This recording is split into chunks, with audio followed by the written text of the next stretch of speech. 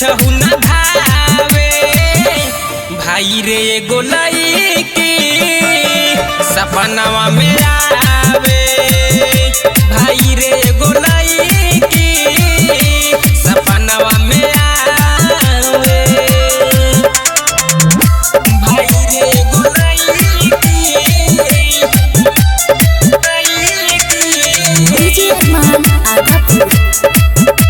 सपनवा में आवेली। सपना में लगे हकीकत, खोली ले आँख तो रहेले न निकट। खोली ले आँख तो रहेले न निकट।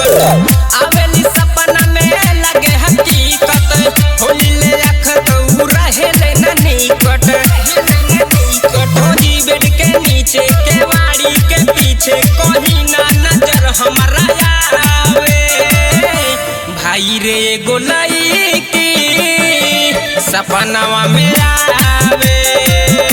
भाई रे एगो लईकी सपनवा में आवे। भाई रे एगो लईकी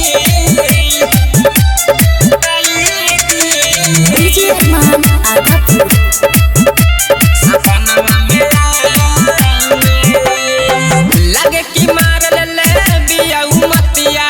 अखिए पे आवे हरदम ओकर सूरतिया। अखिए पे आवे हरदम ओकर सूरतिया। लगे कि मार ले बिया उमतिया। अखिए पे आवे हरदम ओकर सूरतिया। ओकर सूरतिया भइल मुश्किल जीना उ पगली के बिना। पगल हमके उहो बनावे। भाई रे एगो लईकी सपनवा में आवे। भाई रे एगो लईकी सपनवा में आवे।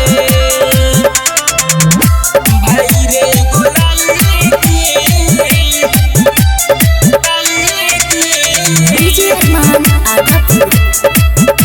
सपनवा में लगे न मन कैसे करी पढ़ाई। देखेला गोदी जहाँ आवे पर अच्छाई। देखेला गोदी जहाँ आवे पर अच्छाई।